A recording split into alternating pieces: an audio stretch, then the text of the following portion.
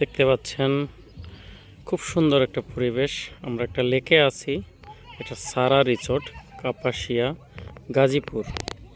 খুবই সুন্দর একটা জায়গা। এখানে বসলে খুব ভালো লাগে।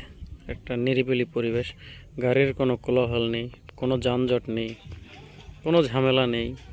একটু নিরিবিলি জায়গা যদি কাটাতে চান, সবাই মিলে আসতে পারেন এখানে।